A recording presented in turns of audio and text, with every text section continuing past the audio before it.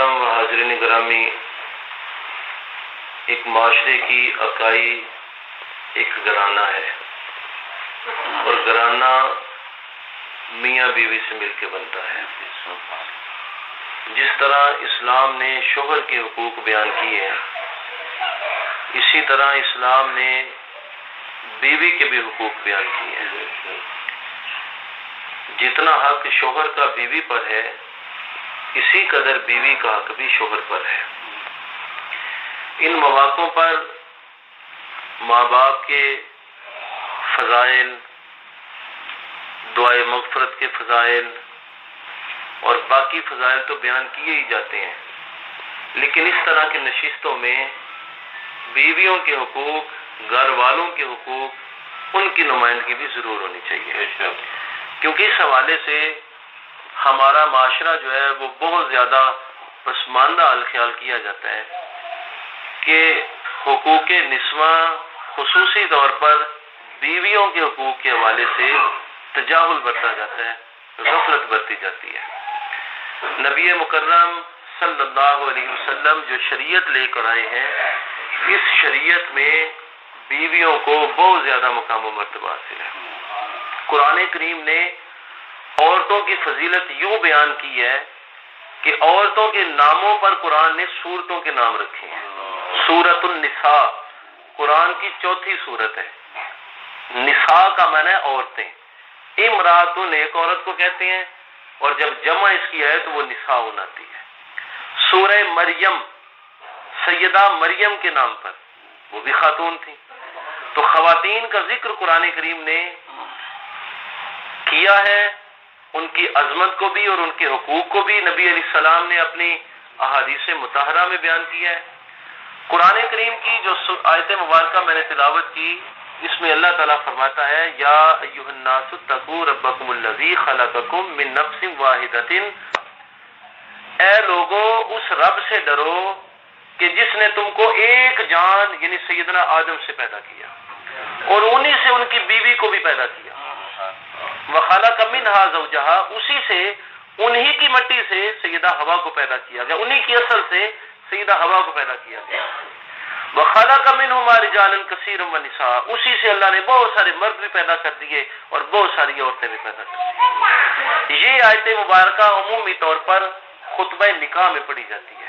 نبی مکرم صلی اللہ علیہ وسلم سے جو نکاح کا خطبہ مروی ہے، اس میں یہ آیت مبارکہ پڑھی جاتی ہے۔ یہ آیت کیوں اس خطبے میں پڑھی جاتی ہے؟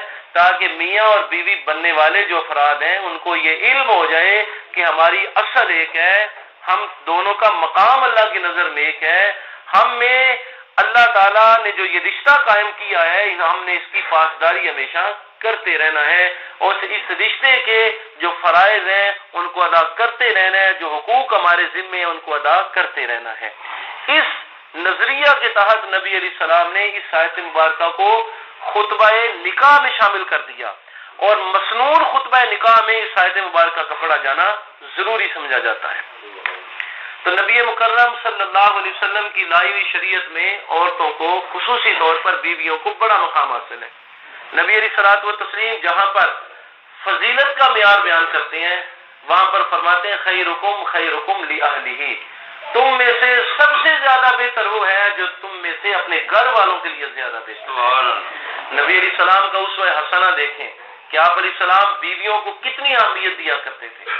اس سے پہلے ایک حدیث مبارکہ سماعت کریں، نبی علیہ السلام فرماتے ہیں کلکم راعٍ وکلکم مسئول عن رعیتہ، تم میں سے ہر آدمی نگران ہے اور اپنی رایا کے بارے میں اللہ کے ہاں جواب دہ ہے۔ یہاں پر نبی علیہ السلام نے بیان کیا کہ بادشاہ وقت نگران ہے، لوگوں کے بارے میں جواب دہ ہے، آدمی اپنے گھر والوں کا نگران ہے، اس حوالے سے اس سے سوال ہوگا۔ پھر فرمایا کہ جو ملازم ہے وہ بھی نگران ہے اپنے مالک کے کاغذات اور اس کے باقی معاملات کا، اور اللہ کے ہاں جواب دہ ہے۔ اسی طرح بیان فرمایا والامرأۃ، اور عورت بھی راعیۃ نگران ہے، کس کس کی نگران ہے؟ اپنے خاوند کے مال کی، اس کی اولاد کی، ان کی تربیت کی نگران ہے۔ تو اسلام نے جہاں پر مرد کو نگران مقرر کیا ہے، وہاں پر عورت کو بھی نگران مقرر کیا ہے۔ اس سے معلوم ہوا کہ اسلام یہ اصول ہمیں دیتا ہے کہ مرد اگر گھر کا بڑا ہے تو اس کی نائب خاتون خانہ ہے، اس لیے وہ مقام عورت کو گھر میں ملنا چاہیے جو شریعت نے عورت کو دیا ہے۔ افسوس کے ساتھ ہمارے معاشرے میں ماں باپ کے ساتھ تو زیادتیاں کی جاتی ہیں، بیویوں کے ساتھ بھی وہ سلوک روا نہیں رکھا جاتا جو شریعت نے ہمیں بتایا ہے۔ شریعت نے عورت کا بڑا مقام و مرتبہ بیان کیا ہے۔ نبی علیہ السلام کے ازواج مطہرات نبی علیہ الصلوۃ والتسلیم سے گفتگو میں بعض اوقات سختی برت لیا کرتی تھی۔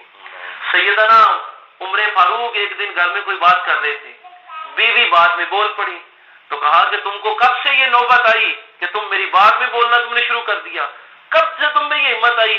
جاہلیت میں تو تمہارا یہ حال ہوتا تھا کہ مرد کے سائے سے بھی ڈرا کرتی تھی، اور اب انصاری عورتوں کو دیکھ کے تم میں بھی یہ ہمت آ گئی ہے۔ انہوں نے کہا میں نے انصاری عورتوں کو نہیں دیکھا، میں نے تو عمر تمہاری بیٹی کو دیکھا ہے، جو میری اور تمہاری بیٹی ہے، نبی علیہ السلام کی زوجہ ہے، رسول اللہ صلی اللہ علیہ وسلم سے ناراض بھی ہو جاتی ہیں، رسول اللہ سے سخت گفتگو بھی کر لیتی ہیں۔ حضرت عمر نے جب یہ دیکھا کہ میری بیٹی رسول اللہ کے ساتھ سخت گفتگو کرتی ہیں، سیدھے نبی علیہ السلام کے گھر تشریف لائے، ام المومنین سیدہ حفصہ کے گھر، اور آ کر کہا کہ حفصہ میں نے سنا ہے کہ تو نبی علیہ السلام کے ساتھ سخت گفتگو کرتی ہے۔ کہا ہاں وہ میرے شوہر ہیں، اس اعتبار سے میں ان سے سختی بھی کر لیتی ہوں، فرمایا آج کے بعد اگر میں نے سنا کہ تو نے میرے نبی کے ساتھ سخت گفتگو کی ہے یا ناراضگی کا اظہار کیا ہے تو عمر سے بڑھ کر کوئی آدمی بھی تیرا مخالف نہیں ہوگا۔ یہ سیدنا عمر فاروق کا ایک طرف ادب نبی ہے اور دوسری طرف ام المومنین سیدہ حفصہ کا یہ عمل بتا رہا ہے کہ شوہر جتنا مرضی نامور ہو بیوی کو اس پر حق ہوتا ہے، ناراضگی کا حق بھی ہے، اور اس کے ساتھ ساتھ بیویاں جو ہیں ان کو نبی علیہ السلام نے یہ حق بھی دیا ہے کہ گفتگو میں سختی کے ساتھ ساتھ خامد کے معاملات کے اندر دخل اندازی بھی کر سکتی ہیں، لیکن ہمارے یہاں معاشرے میں یہ حق دینے سے کترایا جاتا ہے، نہیں دیا جاتا۔ احادیث مبارکہ میں آتا ہے کہ نبی علیہ السلام کے عاشق اول سیدنا ابو بکر صدیق رضی اللہ تعالیٰ عنہ کو معلوم ہوا کہ سیدہ عائشہ صدیقہ طیبہ تو نبی علیہ السلام کے گھر تشریف لائے۔ اس وقت نبی علیہ السلام بھی موجود تھے، نبی علیہ السلام بھی گھر کے اندر موجود تھے۔ سیدہ عائشہ صدیقہ کے بارے میں جب حضرت ابوبکر نے تحقیق کر لی کہ واقعی نبی علیہ السلام کے ساتھ گفتگو میں سختی کرتی ہیں اور نبی علیہ الصلوۃ والتسلیم کو جو ہے وہ جواب دیتی ہیں گفتگو میں، تو سیدہ عائشہ صدیقہ کو مارنے کے لیے حضرت ابوبکر صدیق لپکے۔ حدیث میں آتا ہے نبی علیہ السلام نے ہاتھ پکڑ کے بچا لیا۔ سیدنا ابوبکر صدیق نے جب یہ حالت دیکھی تو یہ سمجھے کہ میاں بیوی کا معاملہ اور باہر چلے گئے۔ تھوڑی دیر میں آئے تو کمرے سے خوشی کی ہنسے کی آوازیں آ رہی ہیں، تو نبی علیہ السلام نے فرمایا عائشہ جس طرح اپنی لڑائی میں مجھے شامل کیا تھا اسی طرح اپنی خوشی میں بھی مجھے شامل کر لیجیے، یا نبی اللہ اپنی ناراضگی میں جس طرح شامل کیا تھا اسی طرح اپنی صلح میں بھی شامل کر لیجیے۔ تو بیویوں کو اسلام نے بڑے حقوق دیے، ان حقوق کی پاسداری کرنی چاہیے اور اپنا نائب انہیں سمجھنا چاہیے۔ نبی مکرم صلی اللہ علیہ وسلم نے اپنی بیویوں کو بہت سے حقوق عطا کیے ہیں۔ نبی علیہ الصلوۃ والتسلیم ان کے مال کے والد سے نہیں پوچھا کرتے تھے۔ سیدہ زینب بنت خزیمہ رضی اللہ تعالیٰ عنہ نبی علیہ السلام کی محترم زوجہ ہے، ان کا وصال نبی علیہ السلام کی اپنی زندگی میں ہوا ہے۔ ایک دن ازواج مطہرات بیٹھی ہوئی تھی، نبی علیہ السلام تشریف لائے، آپ کی عادت مبارکہ تھی کہ عصر کے بعد تمام بیویوں کے گھروں میں تھوڑی تھوڑی دیر چکر لگایا کرتے تھے، 2-2 4-4 منٹ تمام بیویوں کے گھروں میں، کیونکہ مسجد نبی کے بالکل ساتھ حجرے تھے تو ہر بیوی کے گھر میں جاتے 2-4 منٹ بیٹھتے، حال احوال پوچھتے، اور نبی علیہ السلام نے باریاں مقرر فرما رکھی تھیں، ایک دن ایک بیوی کے ہاں، دوسرے دن دوسری بیوی کے ہاں۔ تو سیدہ زینب بنت خزیمہ کے گھر میں یا کسی اور زوجہ کے گھر میں تمام بیویاں جمع تھیں، تو نبی علیہ السلام آپ پر تشریف لے گئے۔ نبی علیہ السلام سے بیویوں نے سوال کیا یا نبی اللہ سب سے پہلے موت کس سے آئے گی؟ اللہ سے کون سب سے پہلے ملے گی؟ نبی علیہ السلام نے فرمایا جس کے ہاتھ سب سے زیادہ لمبے ہیں۔ تو ساری بیویاں اپنے ہاتھ مانپنے لگی، ازواج مطہرات، تو سب سے لمبے ہاتھ ام سلمہ کے تھے، تو طنز کرنے لگی کہ ام سلمہ تم تو بچ گئی، اب تمہاری موت کا وقت قریب ہے۔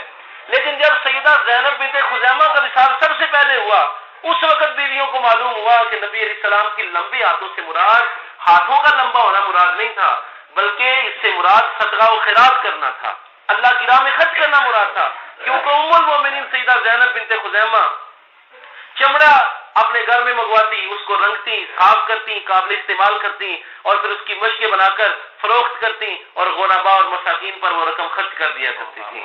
یہ سیدہ زینب بنت خزیمہ کا جو ہے نبی علیہ الصلوۃ والتسلیم کی نظر میں یہ مقام تھا کہ آپ علیہ السلام نے فرمایا یہ لمبے ہاتھوں والی ہے، یعنی اللہ کی راہ میں کثرت سے خرچ کرنے والی ہے۔ اور انہی زوجہ کے بارے میں نبی علیہ الصلوۃ والتسلیم نے اللہ سے دعا بھی کی، اور پھر سیدہ خدیجہ کا ذکر شاہ صاحب نے نعت میں کیا. نبی مکرم صلی اللہ علیہ وسلم سب سے پہلے جس خاتون کی قبر میں لیتے ہیں وہ سیدہ خدیجۃ الکبریٰ ہیں. نبی علیہ السلام ان کی قبر میں لیتے، ان کے لیے اللہ سے دعا کی اور پھر اپنے ہاتھوں سے ان کو دفن کیا. آج ہمارے یہاں یہ سوال اٹھتا ہے کہ شوہر بیوی کو ہاتھ لگا سکتا ہے وہ فوت کی فوتیدگی کے بعد کہ نہیں لگا سکتا؟ تو لگا سکتا ہے بھائی، ہاتھ بھی لگا سکتا ہے، اس کے جنازے کو بھی اٹھا سکتا ہے. اس کا پہلا فرض ہے کہ خود جنازہ پڑھائے، اگر اس سہل ہے خود تجہیز و تکفین کا انتظام کرے. تو یہ معاملہ جو ہے وہ ہندوؤں کے یہ مسائل ہیں جو آہستہ آہستہ نسل در نسل ابھی بھی ہماری سوچ میں موجود ہے کہ بیوی کو شوہر ہاتھ لگا سکتا ہے کہ نہیں لگا سکتا. کوئی فقہ حنفی کا یہ مسئلہ نہیں ہے، کسی حدیث میں یہ بات نہیں ہے کہ شوہر بیوی کو ہاتھ نہیں لگا سکتا. اس کی تجہیز و تکفین کا انتظام شوہر نے کرنا ہے.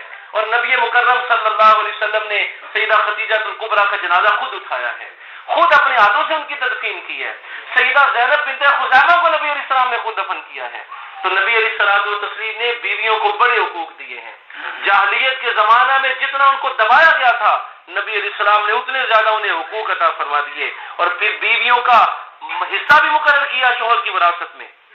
اگر شوہر پہلے فوت ہو جائے تو بیوی کا 8واں حصہ مقرر کیا اگر اولاد ہے، اگر اولاد نہیں ہے تو پھر 4تھا حصہ مقرر کیا. اور اگر شوہر کی زندگی میں بیوی فوت ہو جائے تو بیوی کے خاص مال میں سے 4تھا حصہ شوہر کو دیا اگر اولاد ہے، اور اگر اولاد نہیں ہے تو آدھا حصہ اسلام نے شوہر کو دیا ہے. تو اسلام نے بیوی اور مرد دونوں کے حقوق بیان کیے ہیں. سورۃ النساء میں وراثت کے تمام مسائل بیان کیے، اس میں مرد اور عورت دونوں کا ذکر کیا. جہاں پر تخلیق انسان کا ذکر کیا وہاں پر عورت اور مرد دونوں کا ذکر کیا. تو نبی مکرم صلی اللہ علیہ وسلم کی شریعت میں عورتوں کے بہت سے حقوق ہیں. ان حقوق کو مد نظر رکھنا چاہیے اور بیویوں کو گھر میں راعیہ نگران سمجھنا چاہیے، تبھی گھر کے معاملات چلیں گے. اور نبی علیہ الصلوۃ والتسلیم کی حدیث ہے کہ اللہ تعالیٰ ایک ایسا جوڑا ہے جس کی طرف دیکھ کے مسکراتا ہے. عرض کیا گیا یا نبی اللہ وہ کون سا؟ فرمایا مرد نے جو ہے وہ وضو کیا اور نماز کے لیے کھڑا ہوا، بیوی سو رہی تھی، اس نے وضو کا پانی اس کو چھینٹے مارے اور وہ جاگی، وہ کچھ اول بول بکتی ہوئی اٹھی، پھر جا کے اس نے وضو کیا، وہ بھی نماز میں شامل ہو گئی. تو یہ ایسا جوڑا ہے کہ جس کی طرف دیکھ کے اللہ تعالیٰ مسکراتا ہے، اللہ تعالیٰ خوش ہوتا ہے.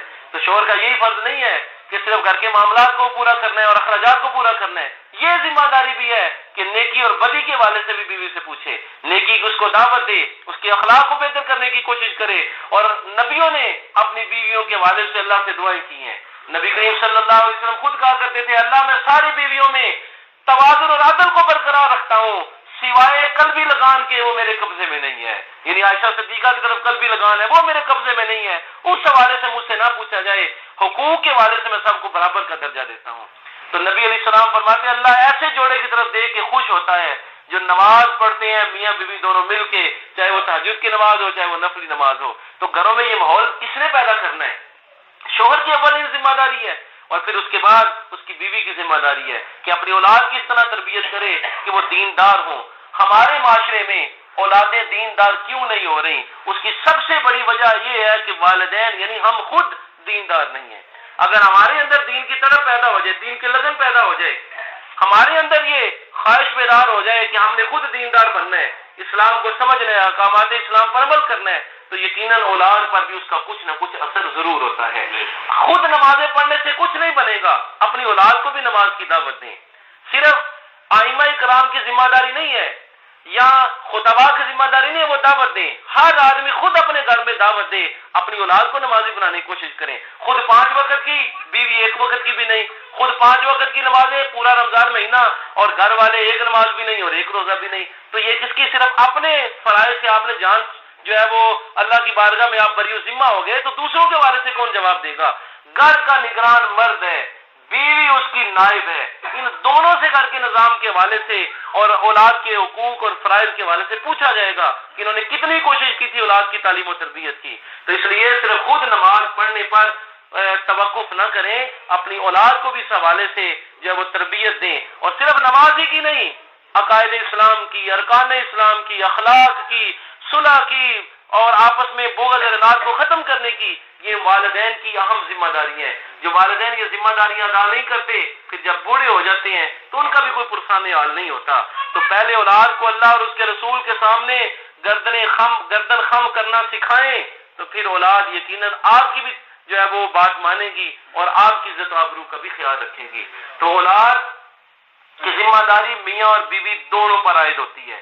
بیوی پر تھوڑی ذمہ داری زیادہ ہے کیونکہ شوہر کمانے کے لیے چلا جاتا ہے اور اولاد زیادہ اس کے پاس رہتی ہے، تو یہ دونوں نگران ہیں، انہوں نے اپنے اپنے اعمال کا بھی اللہ کے یہاں جزا سزا سہنی ہے اور اپنی اولاد کی تربیت کے حوالے سے بھی ان سے سوال کیا جائے گا۔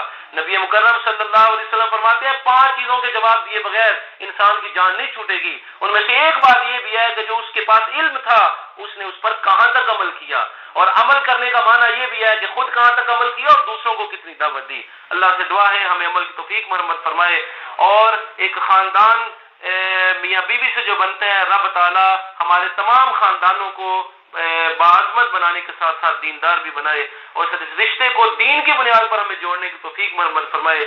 میاں بیوی کو آپس میں ایک دوسرے کے فرائض کی حقوق کی ادائیگی کے ساتھ ساتھ اپنی اولاد کی بھی درست تربیت کی توفیق مرحمت فرمائے، اور رب تعالی مرحومہ مغفورہ متوفیہ کی بخشش و مغفرت فرمائے، اس کے اہل خانہ کو صبر جمیل کی توفیق مرحمت فرمائے، اور یہاں پر موجود جتنے بھی احباب ہیں ان کے والدین اعزا قربا، اگر ازواج وصال کر چکی ہیں، والدین وصال کر چکے ہیں، رشتہ دار، اللہ سب